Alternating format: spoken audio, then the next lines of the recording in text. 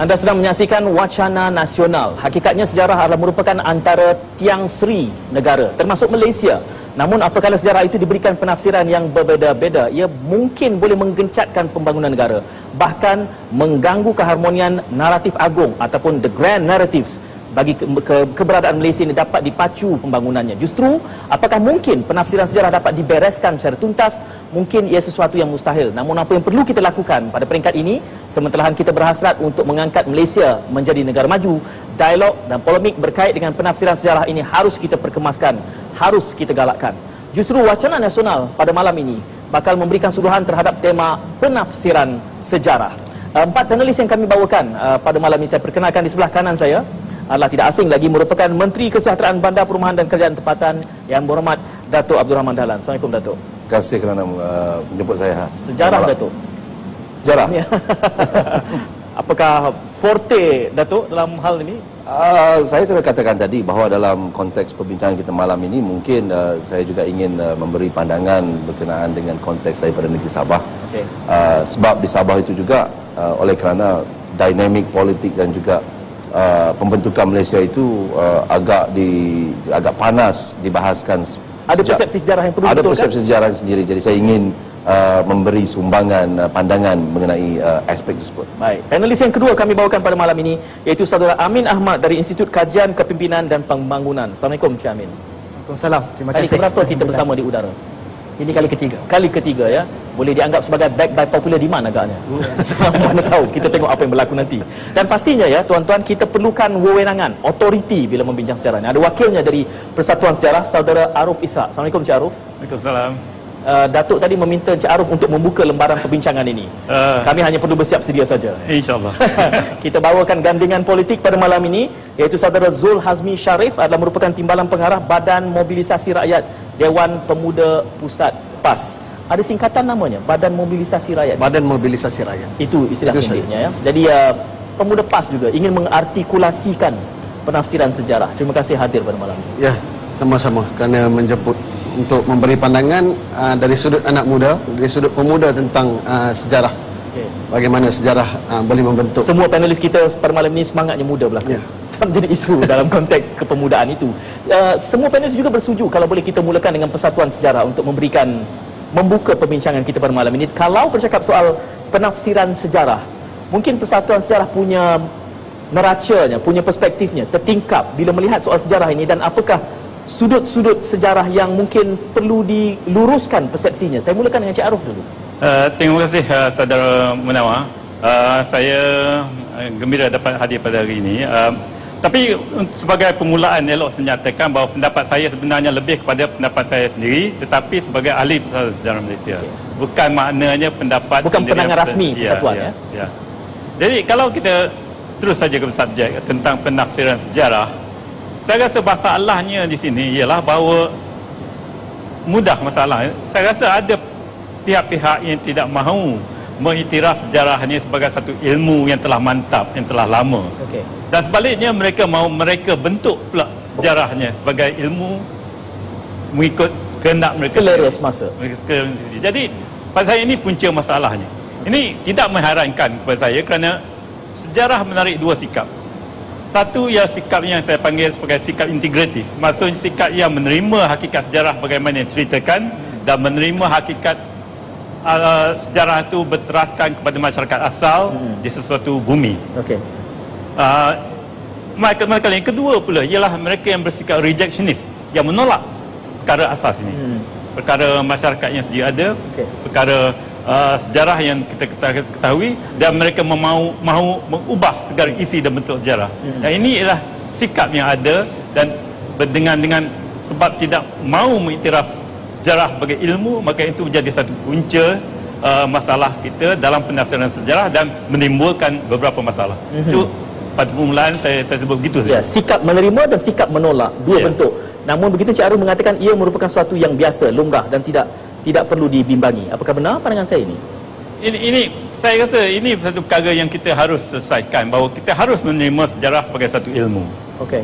Ilmu yang telah tua, yang ada prinsip, asas, teras dan falsafahnya. Jadi kalau kita faham sejarah demikian, maka kita akan ketahui bahawa sejarah itu ialah sesuatu yang mengalir dengan sendirinya. Seperti sungai yang mengalir dengan sendirinya. Jangan mereka bentuk oleh manusia untuk menambah spesifikasi itu, ini dan sebagainya. Seolah-olah bukan sungai yang original lagi. Jadi macam satu binaan manusia. Jadi ini pada saya ini akan menghilangkan kecantikan sejarah sebagai ilmu untuk masyarakat sebagai pengetahuan. Itu saya rasa amat penting. Ya, boleh saya dengar pandangan Datuk dalam hal ini apabila yang digariskan Encik Arif tadi dua sikap, menerima dan menolak. Datuk kini berada di dalam kabinet. Mungkin apa juga pandangan Datuk itu cerminan pendirian rasmi kerajaan barangkali sikap menerima dan menolak ini, Datuk. Saya juga macam Encik Arif tadi, saya ingin memberi pandangan pribadi lah. Walaupun saya dalam kabinet sudah tentu pandangan saya ini tidak mencerminkan pandangan rasmi kerajaan. Saya bersetuju dengan apa yang dikatakan bahawa ada kumpulan yang menerima dan ada kumpulan yang menolak, ya. Dan akan menjadi lebih parah lagi kalau boleh saya tambah apabila menolak itu ada kepentingan tertentu yang ingin dicapai bagi mengubah satu-satu sejarah yang telah pun menjadi the grand narrative of a country. Saya selalu melihat sejarah ini sudah tentu dalam apa-apa pun yang berlaku dalam negara kita ini, perspektif aktor, pelakon, orang yang terlibat di dalam sejarah itu sudah tentu berbeza. Kalau contohnya ada apa-apa yang berlaku di Kuala Lumpur, kita banyak lagi pemain sampingan, subplot yang akan melihat satu bentuk sejarah itu, peristiwa itu dari perspektif mereka sendiri. Sudah tentu itu juga perlu dilayan. Tetapi kita tidak boleh lari daripada perspektif asas, iaitu the great narrative tadi itu, berdasarkan politi,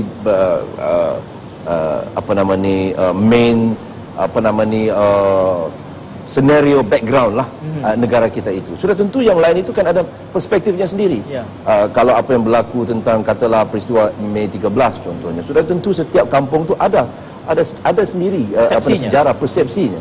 Itu kita boleh, jangan kita tolak, tetapi kita tidak boleh lari daripada perspektif yang lebih besar, iaitu the main narrative tadi. Adakah sikap menolak ataupun rejectionist yang digambarkan oleh Encik Arif itu tadi, Datuk melihat bahawa ia semakin mendadak, semakin besar gelombangnya disebabkan oleh media baru? Justru penafsiran, usaha untuk memberi penafsiran baru itu seperti satu gelombang yang harus kita tangani dengan cermat. Saya setuju dengan adanya media sosial baru ini, yang baru, itu merupakan satu platform untuk orang mencabar kesahihan the main narrative tadi.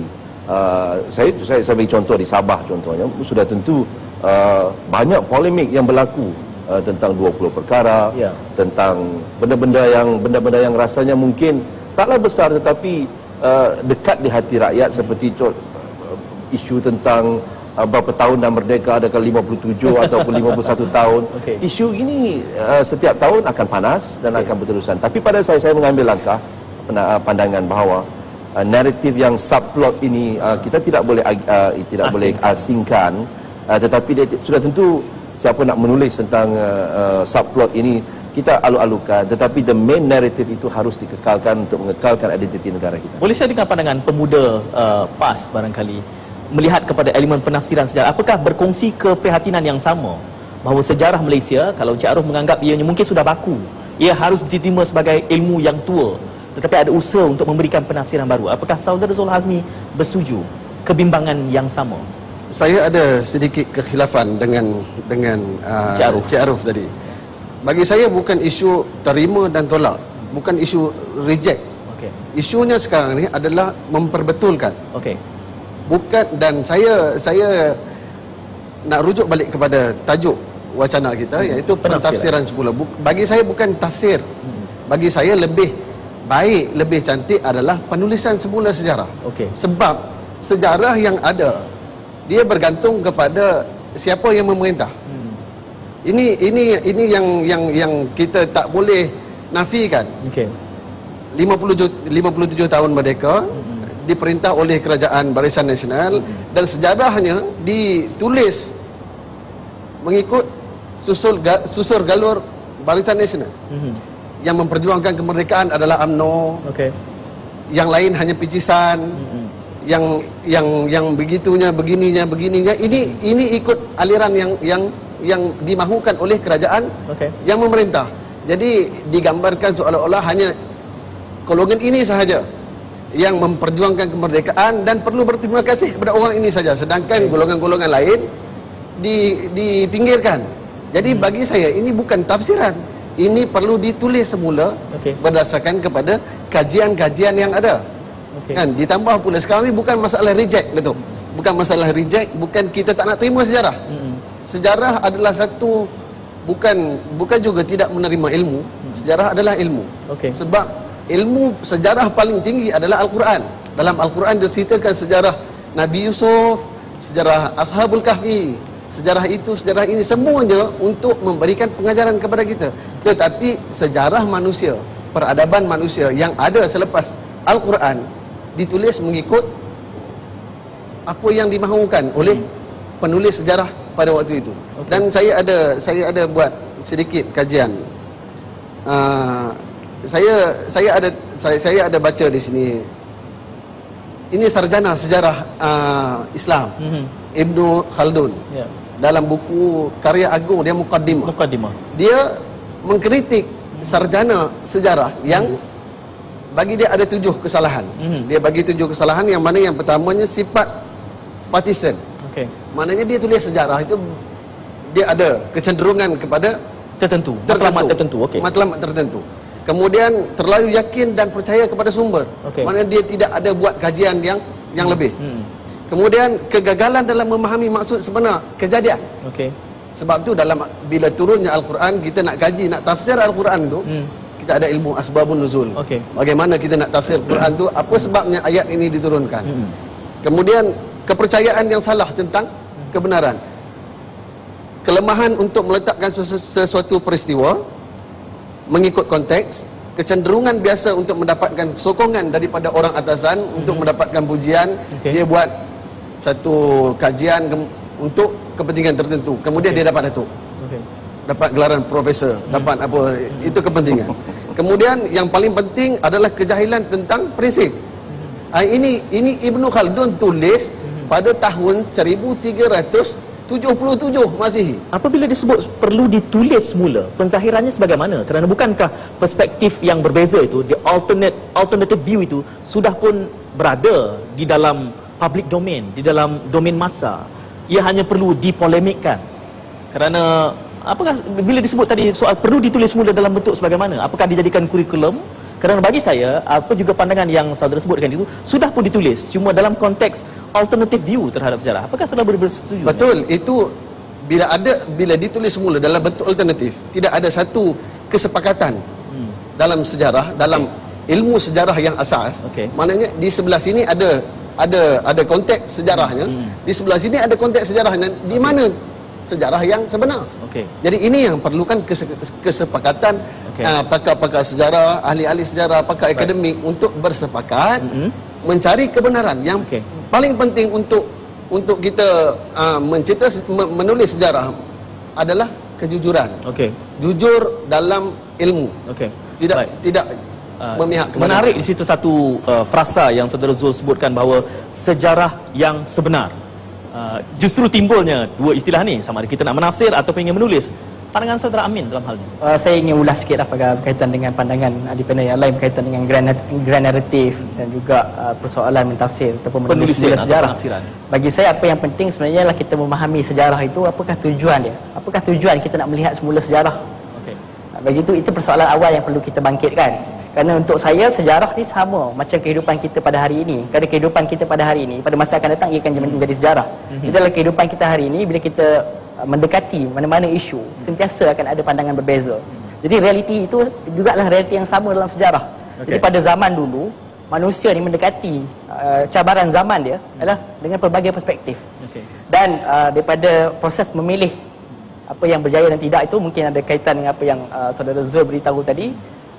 Yang menjadi apa yang rasmi ialah biasanya yang terkait dengan apa yang kemahuan pemerintah.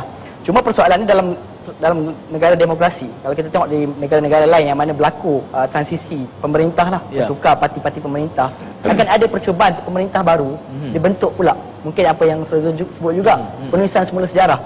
Jadi untuk saya sebenarnya yang perlu kita tekankan ialah bagaimana kita perlu mendekati sejarah. Dan apakah tujuan kita mendekati sejarah? Kerana selagi kita berbincang persoalan bagaimana nak memilih satu ataupun perspektif sejarah yang tunggal, kita akan ada kecenderungan untuk mendekatkan dengan apa yang disukai oleh pemerintah ataupun mungkin apa yang lebih diabsahkan oleh ahli akademik ataupun pihak yang lebih berautoriti. Sedangkan dalam realiti sejarah tidak mungkin kita akan hanya ada satu perspektif tentang satu isu. Jadi kita harus meraihkan kepelbagaian. Mungkin saudara terima kasih pengerusi. Jadi ada 2-3 perkara yang disebut oleh ahli panel yang lain. Yang pertamanya sejarah sebenar oleh Saudara Amin. Sejarah sebenar, main narrative disebut oleh YB dan juga penulisan semula sejarah. Jadi ini kalau boleh saya cuba cerahkan sikit tentang perkara ini. Jadi apa yang wujud sekarang ni seolah-olah ada satu suspicion mengatakan bahawa ada satu komplot dalam penulisan sejarah kita. Ini satu masalah. Seolah ada komplot, misalnya kata tentang kemerdekaan, ada komplot oleh orang UMNO kata apa-apa supaya menidakkan peranan orang lain. Saya rasa tidak ada wujud komplot sebegini. Kemudian ada pula komplot, seolah-olah ada komplot mengatakan sejarah Malaysia terlalu Melayu sangat. Seolah ada komplot. Ini pun saya rasa salah. Jadi punca yang saya sebut pada awal tadi, sejarah ini satu ilmu yang tua. Dia ada prinsip, asas dan sebenarnya sebagaimana disebut oleh Sadat tadi. Jadi kalau kita berpandukan dokumen, dalil-dalil yang sah, yang baru kalau ditemui, boleh kita perbaiki sejarah. Tapi saya tak setuju kalau dikatakan penulisan semula sejarah. Boleh diperbaiki sejarah. Itu satu. Yang kedua, ini pada sejarah sebenar ni. Sejarah sebenar ini punca masalah yang saya sebut tadi. Kita nak sebenarnya ini berakibat ingin mereka bentuk semula sejarah. Bukan saja sejarah sebenar, dikatakan sejarah yang adil, sama, inklusif dan sebagainya. Pada saya ini adalah satu mereka bentuk sejarah. Bukan lagi satu ilmu yang sebut, ilmu tua yang sebut yang dikatakan ada banyak prinsip tadi. Mereka bentuk, maksudnya kita nak jadikan sejarah sebagai macam factory product. Ada spesifikasi, mesti fair, mesti balance, mesti inklusif. Jadi tak boleh kita jadikan sejarah macam factory product. Kita tak boleh manufacture sejarah. Sejarah itu dah lama mengalir dengan sendirinya sebagai disebut tadi sebagai sebuah sungai. Dengan kenyataan itu saya menjangkakan mungkin tak cukup 1 jam Datuk malam ni sebab bahkan orang berkata polemik sejarah Malaysia saja nak bermula di mana? Melaka ke ataupun Melayu lama ke? Di mana harus kita bermula dan bagaimana kita menafsirkannya? Bagi saya setidak-tidaknya 3 latar tanda yang penting adalah kemerdekaan, perlembagaan dan juga pembentukan Malaysia. Saya akan lontarkan itu nanti kepada Yang Berhormat Datuk sejurus selepas kita berehat sedikit.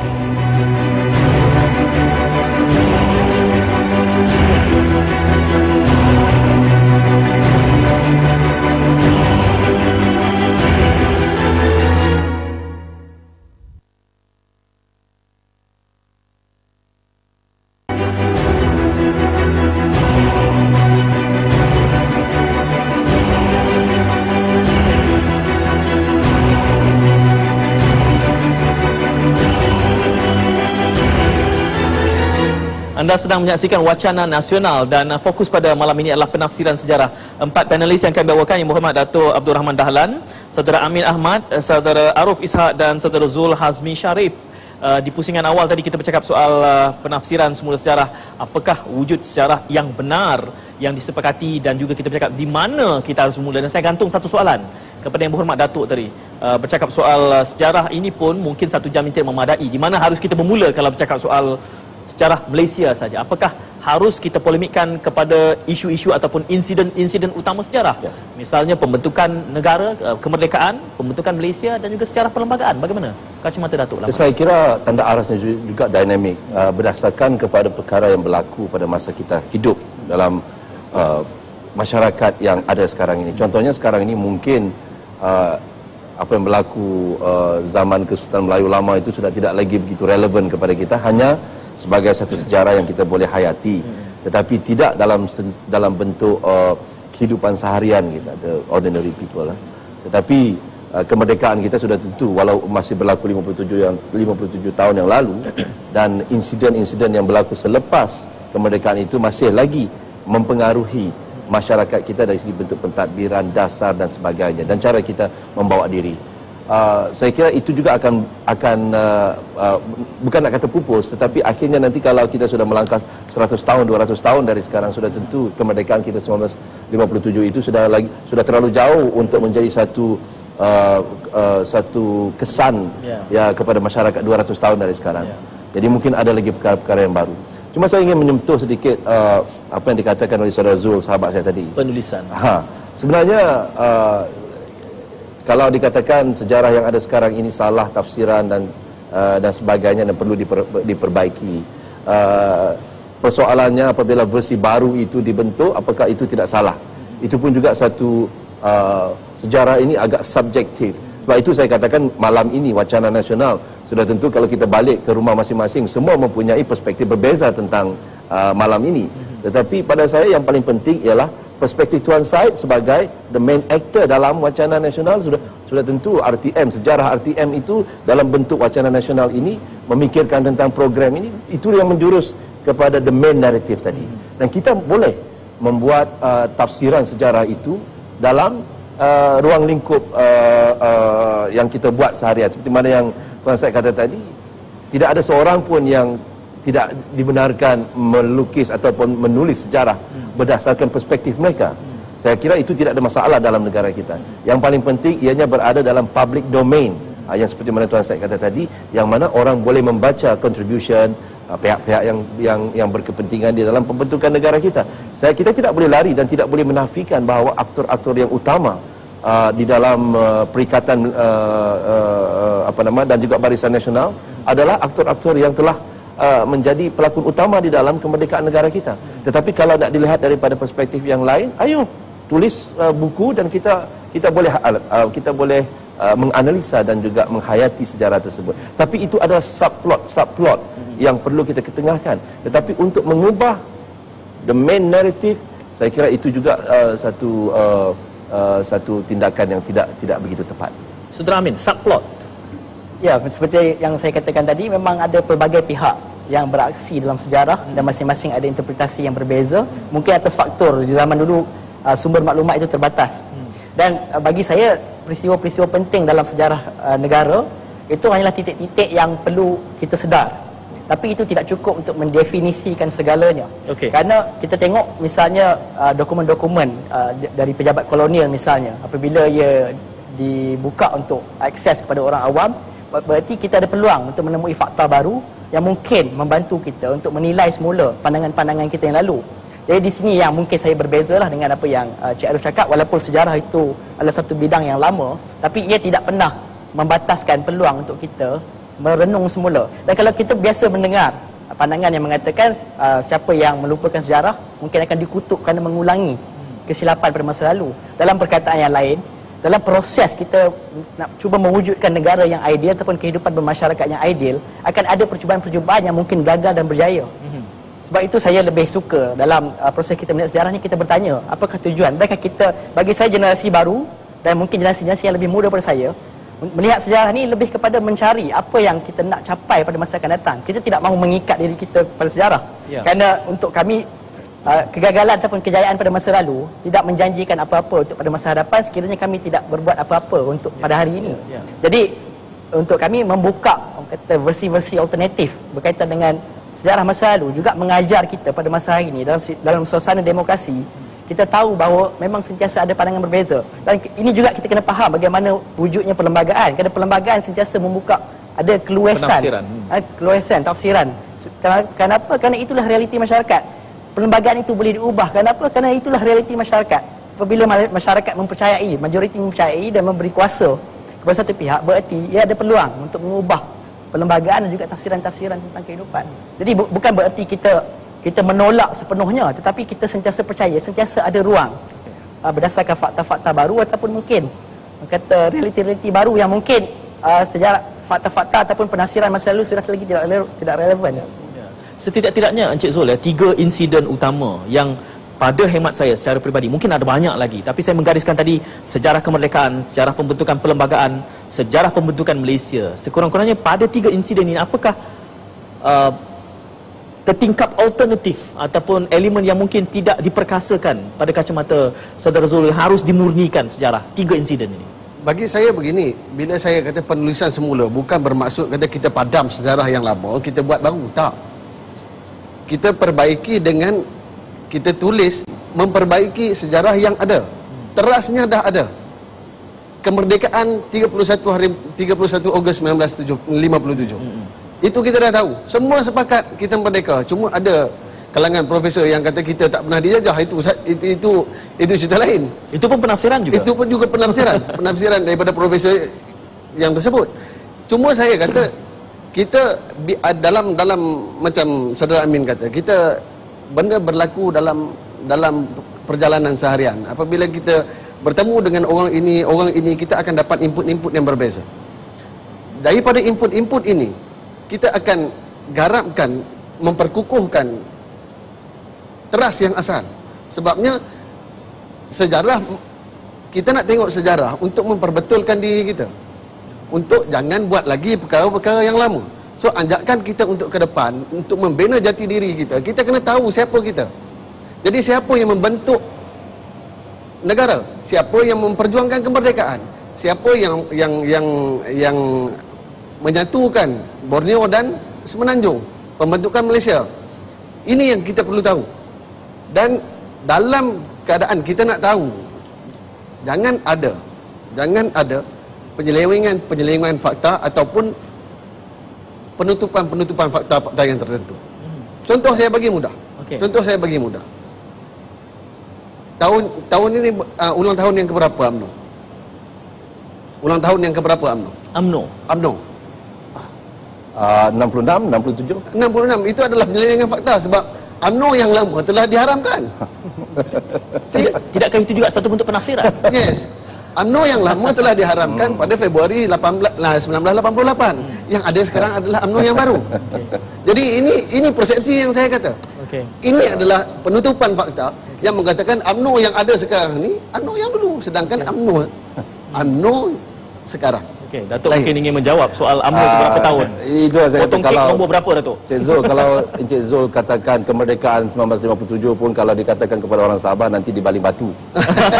Jadi Encik Zul pun salah, bukan 1957. Kemerdekaan untuk orang Sabah 1963. Ya, betul. Tetapi saya rasa dalam penulisan sejarah dan pentafsiran sejarah ini, saya sudah katakan tadi, kita tidak boleh, mana boleh kita boleh masukkan semua yang berlaku dalam sejarah kemerdekaan negara kita dalam silibus sekolah contohnya. Begini tebal bukunya. Tetapi kita kena melihat the main events, ya.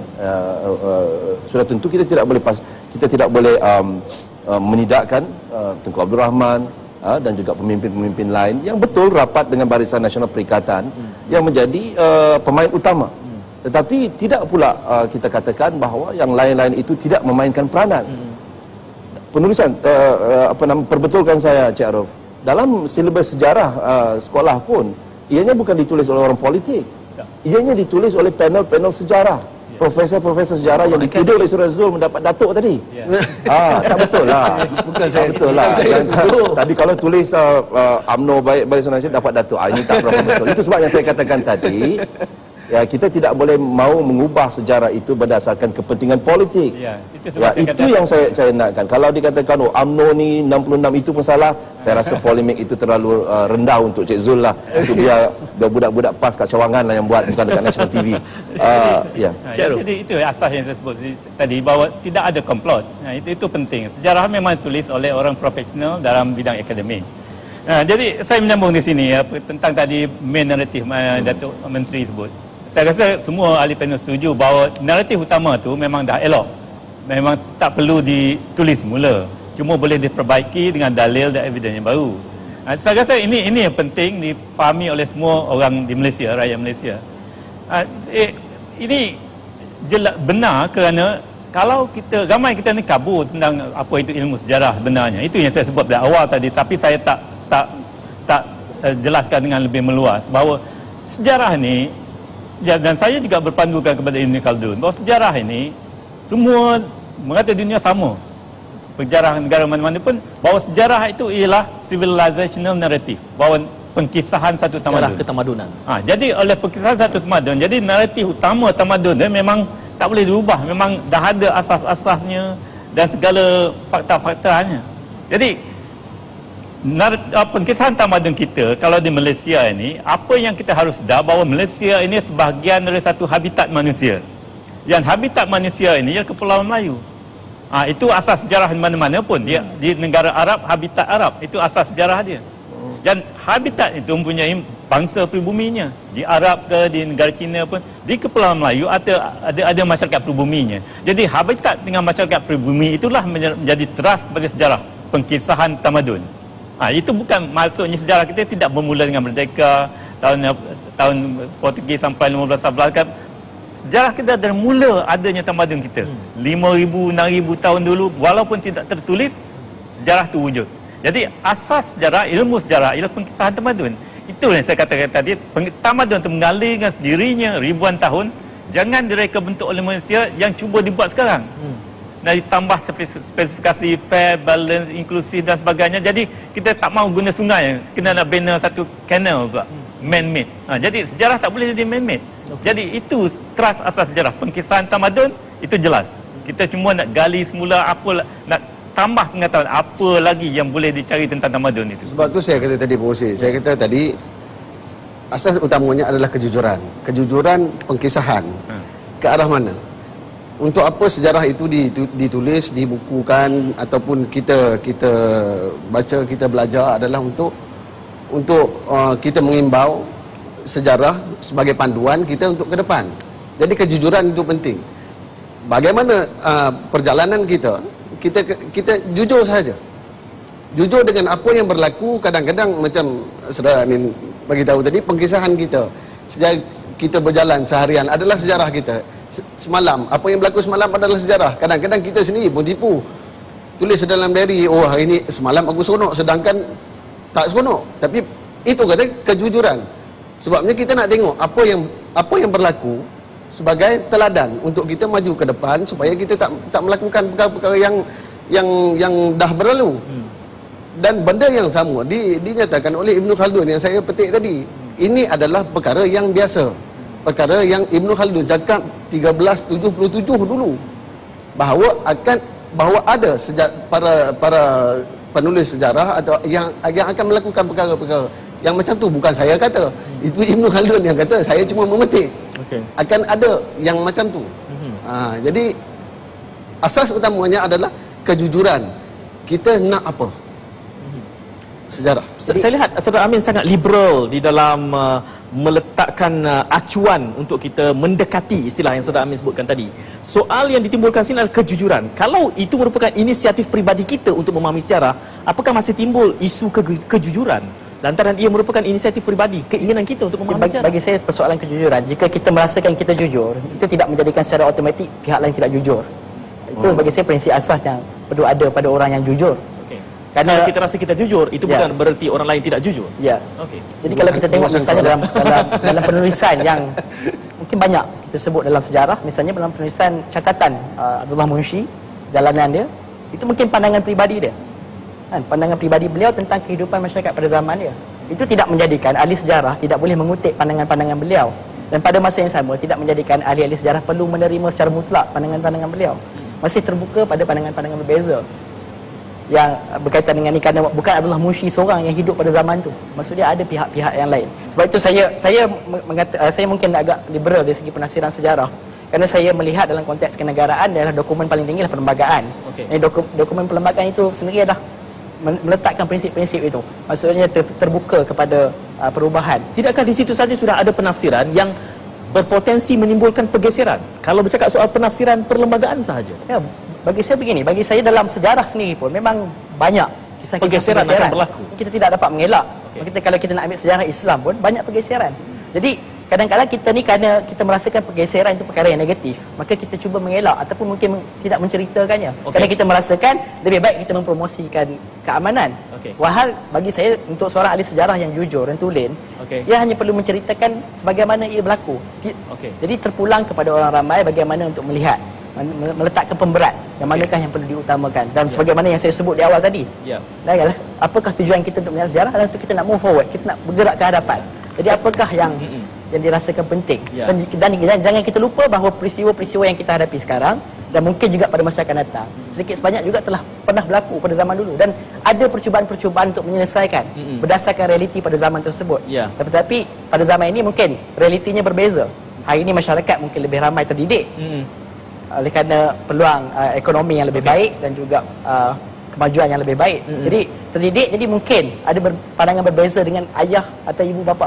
Setidak-tidaknya penafsiran terhadap insiden pembentukan Malaysia itu sendiri ditafsirkan dalam pelbagai tertingkap yang kemudiannya bisa menimbulkan persepsi dan tindak tanduk ataupun tindak balas yang berbeza. Kita ada orangnya yang mungkin boleh memberikan pencerahan di sini. Yang Berhormat Datuk akan menangani aspek itu dalam konteks pembentukan Malaysia sejurus selepas kita berjeda seketika. Teruskan kesetiaan anda.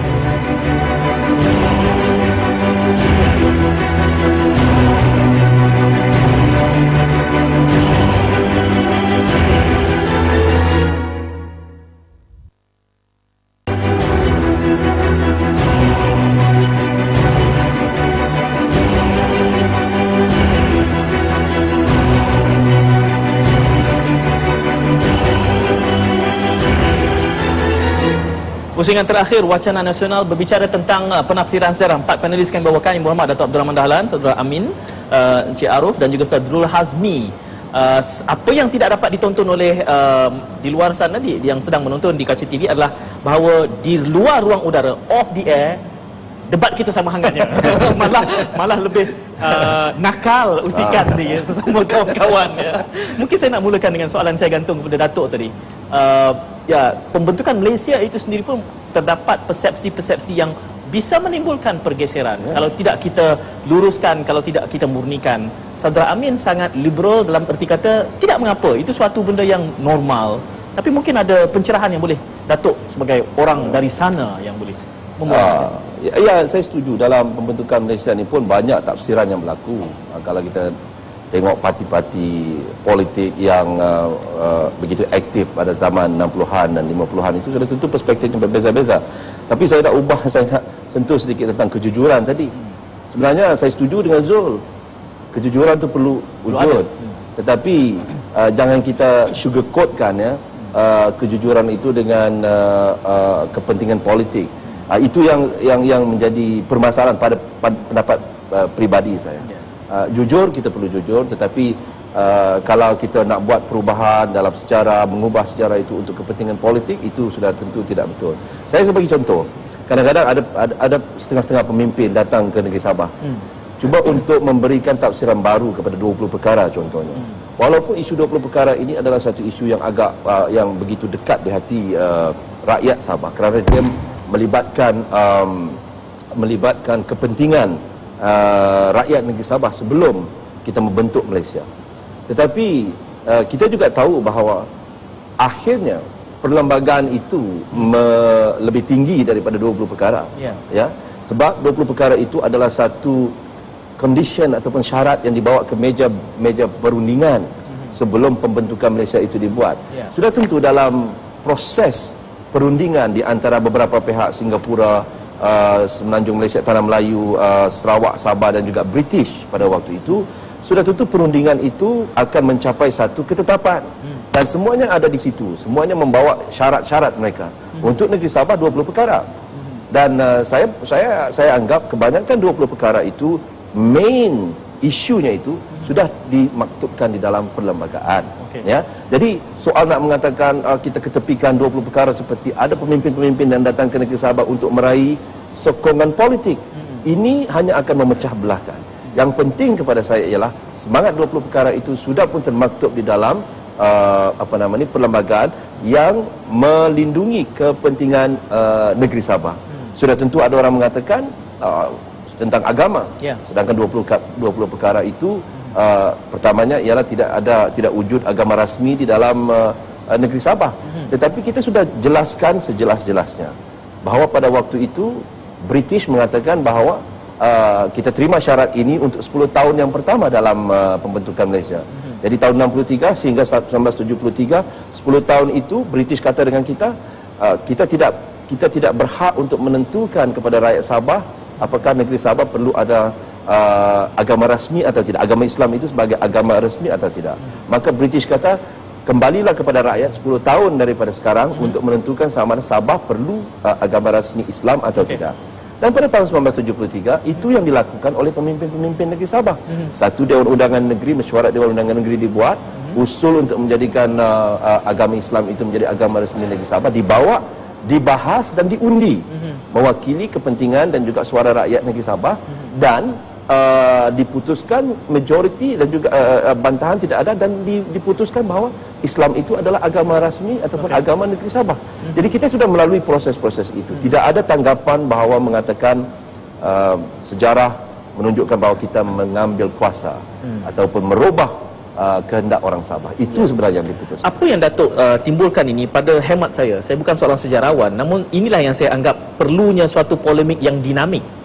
Kerana elemen-elemen sini tidak berada di dalam public domain, dalam konteks ianya bukan suatu pengetahuan yang baku, melainkan kita sebut dalam rancangan ini, maka jawapan itu secara rasminya didengari oleh penonton-penonton. Mungkin itu dalam bentuk penulisan yang diingini oleh Zul adalah supaya polemik ini diperkayakan, supaya elemen yang tidak terzahir sebelum ini kita tonjolkan, letakkan di atas meja dan dihidangkan, supaya ia menjadi satu elemen yang acceptable, diterima dengan kepelbagaiannya itu, apa yang saudara Amin sebut tadi. Saya fikir ada satu elemen sejarah yang kadang-kadang sukar untuk kita terima lah. Sejarah ni ada sifat kejam. Kerana apa? Kerana generasi baru tak dapat berpatah balik, nak ubah. Jadi kalau kita bercakap misalnya dalam soal kebersamaan Sabah dan Sarawak untuk membentuk Malaysia, bagi saya kita tak akan mampu selesaikan. Generasi baru, siapa juga pemimpin yang besar bagaimanapun, mereka tidak boleh menarik semula tarikh kemerdekaan Sabah itu ke belakang. Jadi kita tak akan boleh selesai. Jadi kalau kita berterusan bercakap tentang perkara yang kita tak dapat selesaikan, ya bagi saya kita membazir banyak potensi-potensi yang boleh kita capai untuk pergi ke depan. Dan bagi saya, walaupun kita ada perlembagaan, saya ada mungkin sedikit berbeza pandangan dengan Datuk.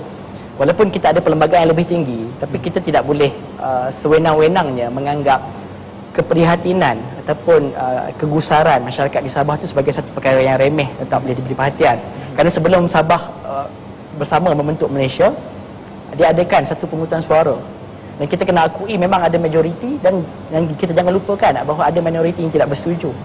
Dan minoriti ini juga ada warisan dia, anak cucu cicit, keturunan mereka. Cerita ni akan sentiasa disampaikan. Jadi sentiasa akan ada penafsiran yang berbeza. Jadi ini kita tak boleh menyalahkan mana-mana pihak ataupun membenarkan sewenang-wenang mana-mana pihak. Dan bila kita cakap persoalan grand narrative yang di awal tadi, suka tak suka dia akan berkaitan dengan politik. Dan bila Datuk sebut tadi pasal berkaitan sugar coat dengan politik, bagi saya sebenarnya tidak salah. Setiap parti politik mempunyai perspektif mereka tentang satu perkara berdasarkan prinsip-prinsip yang mereka pegang, yang mungkin bias juga terhadap, yang mungkin bias terhadap, tapi mungkin mereka politik mereka mungkin bias, tapi mungkin juga itu di situ juga ada kejujuran dari perspektif. Kerana mungkin pihak lain menilai mereka berdasarkan pengetahuan yang mungkin tidak ada di public domain. Maksudnya hanya orang-orang dalaman parti tertentu saya tahu. Jadi tak maksud boleh saya tadi sugar coat tu, kalau dikatakan dibuat perubahan atas dasar kejujuran tanpa kononnya tidak mempunyai kepentingan politik, itu maksud saya yang sugar coat tadi. Saya faham, tapi bila kita berkata begitu, kita mungkin ada kecenderungan untuk mengatakan bahawa orang lain tidak jujur. Kan, tanpa kita menyedari bahawa orang lain juga boleh mempersoalkan kita. Adakah kita jujur? Saudara Amin berlatar belakangkan NGO, menganggap semua orang jujur. bagi saya bukan persoalan semua orang jujur. Bagi saya semua orang perlu diberi ruang untuk menyatakan pendirian. Untuk menyatakan pendirian. Dan daripada situlah bagi saya hujah-hujah yang lebih kuat dengan sendirinya akan tertegak. Satu lagi saya nak tambah sedikit sebelum mungkin pergi ke panel yang lain saya untuk berlaku adil kepada mereka yang soal Sabah tadi. Saya kira betul, saya setuju dengan saudara Amin. Kadang-kadang polemik itu sudah keterlaluan sampai tidak ada jalan penyelesaiannya. Contohnya tarikh kita merdeka pun, apakah 57, selamat 63. Hari Merdeka 57, selamat Hari Malaysia yang ke-44. Jadi saya kira penjelasannya ialah kita cakap selamat Hari Merdeka sajalah. Tak payah letak tahun, tak payah letak jumlah berapa lama. Tapi saya cuma nak ingin sebut di sini bahawa di negeri Sabah memang ada banyak tafsiran. Saya tidak mahu mereka juga melupakan juga ada sebahagian daripada pandangan rakyat di negeri Sabah itu agak berbeza. Tetapi kita kena ada satu closure. Dan kadang-kadang closure ini pun bukannya bersifat permanent. Closure-nya seperti contoh pilihan raya contoh. Apabila ada parti politik mengatakan ini dia sejarah negeri Sabah, ini dia 20 perkara yang telah dinodai oleh kerajaan, Ini dia faktor-faktor sejarah yang telah diputar-belitkan. Dan kita pula di pihak kerajaan pula mengatakan tak betul. Akhirnya kita letakkan sebagai sebahagian daripada manifesto kita ataupun yang kita janjikan kepada rakyat untuk perbetulkan, kita bawa ke pilihan raya. Dan apabila pilihan raya itu pula memihak kepada setengah pihak, maka sudah tentu agaknya untuk buat sementara waktu ada closure-nya. Sampailah kita kembali kepada satu lagi pilihan raya yang lain. Saya rasa isu yang baru. Saya boleh celah sikit. Mungkin dalam dari sudut sejarah yang macam ni. Sebab kita nak satu hala tuju. Mungkin apabila kita terlampau kepartian, kerajaan dengan susur galur sejarahnya, pembangkang dengan besinya begini macam Datuk kata tadi, 20 perkara yang dinodai, apa semua bagai. Mungkin sudah sampai satu ketika yang kita perlu ada konsensus dalam isu-isu yang teras ni. Sejarahnya ini yang perlu disepakati bahawa ini adalah teras yang perlu dimuafakati oleh semua pihak. Tak perlu nak polemikkan lagi. Apakah mampu kita mencapai konsensus itu dalam ini yang perlu diusahakan. Kita perlu diusahakan dalam isu-isu yang tafsiran kepada 20 perkara ni selalunya dibawa dalam pentas ceramah. Sebab itu saya katakan masalah yang saya rasa yang menjadi masalahnya ialah apabila penafsiran sejarah itu dibuat dalam pentas politik. Dan kalau dibawa dalam ceramah-ceramah politik, akhirnya ia tidak memberikan satu gambaran bahawa ini adalah dibuat atas nama kejujuran. Orang akan berfikir itu atas nama mungkin kepentingan politik. Samalah juga waktu kita merdeka, merayakan kemerdekaan 31 Ogos, alih-alih dibawa satu bendera yang ada, pilihlah tari lain. Itu maksudnya saya. Jadi sebab itu saya katakan kita kena ada polemik, dibawakan perbincangan tentang pentafsiran sejarah ini dalam bentuk yang lebih ilmiah, yang lebih akademik dan sebagainya.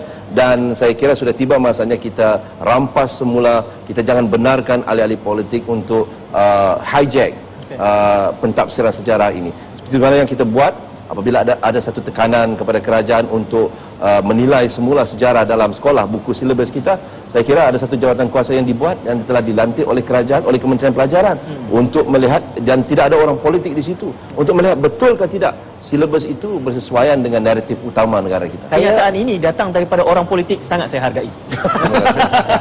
Saya mungkin ada sedikit pandangan berbeza. Mungkin kalau Datuk memandang negatif kepada pandangan ahli politik dalam proses penafsiran sejarah, saya rasa perlu. Saya rasa ahli politik juga sebagai aktor dalam sejarah, sebagai aktor dalam sejarah, dan tidak semestinya apa yang ahli politik lakukan itu semua salah, baik di pihak kerajaan ataupun di pihak pembangkang. Kadang-kadang kita, masyarakat kita, bila kita salahkan ahli politik, ramai orang suka. Jadi seolah-olah tidak ada perkara lain yang perlu dilakukan. Sedangkan kita lupa bila kita cakap persoalan grand naratif, itu kita bercakap kebanyakannya adalah perkara-perkara yang berkaitan dengan kerajaan. Yang mana kerajaan itu suka atau tidak suka dibentuk oleh ahli politik. Dan kalau kita tengok dalam bahan-bahan sejarah Malaysia sekalipun, penulisan-penulisan sejarah dulu pada awalnya banyak berkisar persoalan-persoalan kerajaan, persoalan raja, persoalan kegiatan tingkah laku ahli politik. Dan ini yang ahli sejarah mungkin perlu melihat dengan cara berbeza, bahawa walaupun ada prinsip-prinsip tertentu, suka atau tidak suka, sejarah ni tidak ditulis atas angin. Dia tulis adalah untuk merakam realiti yang dilakukan, dan pelaku-pelaku utama grand narrative ni adalah ahli politik. Kan? Dan bila kita bercakap persoalan sejarah ni, kita kena ingat ada potensi kalau hari ini saya kalau berjalan, kalau saya tersasar 1%, semakin jauh saya berjalan, jaraknya lebih luas, walaupun pada asalnya hanya 1%. Jadi apabila masyarakat pada hari ini ataupun mungkin pada masa akan datang, dia berdepan dengan realiti sukar hidup dia mungkin kadang-kadang dia bertanya, apakah kesilapan yang ada pada masa lalu menyebabkan dia jadi begini. Jadi ada persoalan what if, bagaimana jika pandangan alternatif pada masa dulu diangkat. Dan kita jangan lupa bahawa dalam rundingan-rundingan pada masa lalu, mungkin juga ada pandangan-pandangan yang lebih baik, tapi tidak mendapat sokongan yang cukup. Misalnya kita tengok, kalau mungkin Datuk Wan Jaafar, dia percaya bahawa UMNO patut dibuka pada semua kaum. Bagi saya itu pandangan yang bagi saya agak progresif pada zaman itu, agak maju. Tapi belum tentu ia diterima pada zaman itu. Tapi tidak semestinya dia tidak akan diterima pada masa akan datang. Maksudnya ada peluang. Sekarang dah diterima. Kita sudah bercakap soal alternate future. Dan kita lagi satu, kita kena ingatlah bahawa kekuatan sejarah ni adalah maklumat. Dan bila kita cakap soal grand naratif, sebab itu kita selalu bercakap pasal persoalan kebebasan akademik, persoalan kebebasan media, kerana apabila pelaku-pelaku grand naratif ini kata menghadkan dan membataskan maklumat. Jadi jangan salahkan orang ramai apabila ada sikap kritikal bahawa kemungkinan grand naratif itu ada komplot. Encik Aruf, mungkin bukan di pihak ahli akademik, tapi pelaku-pelaku politik itu yang kemudian dirakam oleh ahli akademik. Saya ingin dengar pandangan Encik Aruf, mendengar pandangan panelis-panelis yang lain dalam hal ini. Jadi saya masih yakin bahawa sejarah ni ialah ada asas yang amnya, yang benar untuk semua negara bahagian dunia. Tetapi sejarah juga ada sesuatu yang khusus tentang sesuatu kawasan, masyarakat, wilayah yang saya sebut habitat tadi. Jadi kita tidak boleh terpengaruh dengan pandangan-pandangan dari luar tentang apa yang berlaku dalam habitat kita, dalam masyarakat kita, yang pada saya trustnya ialah masyarakat pribumi itu. Jadi contohnya kalaulah kita menengok dokumen, memang sejarah berdasarkan dokumen. Jikalaulah kerajaan British mengeluarkan banyak dokumen yang baru, tidak semestinya kita harus menulis membaiki sejarah kita berdasarkan dokumen yang baru dikeluarkan, kerana banyak juga daripada dokumen itu mengandungi tafsiran. Dan pada saya, tafsiran orang Inggeris tidak semestinya sesuatu yang betul terhadap kita. Maka itulah misal kata dalam May 13, maka orang mengatakan bahawa ada dokumen baru menunjukkan, mengatakan itu adalah tafsiran dan pandangan orang Inggeris. Tidak harusnya diterima sebagai sesuatu untuk membaiki sejarah kita. Saya harus akui bahawa inilah antara wacana nasional yang paling terbuka, berlapang dada ke semua panel dan mungkin paling sihat dalam sumbangsaran yang diberikan oleh kesemua belah yang ada. Mudah-mudahan kita ada kesempatan untuk mempertajamkan lagi dengan memberikan skop yang lebih khusus, agar dengan keterbukaan ini, polemik sejarah yang sebegini akan membantu asas kenegaraan yang dikukuh mencapai ke negara maju. Tidak kira berbeza pandangan, tapi kita boleh bersetuju dengan perspektif yang dibawakan begitu guys. Terima kasih saya ucapkan kepada keempat panelis pada malam ini. Jangan lupa untuk terus mengikuti wacana nasional dalam episod-episod yang mendatang. Kita jumpa lagi. Assalamualaikum, salam muhibah, salam satu Malaysia.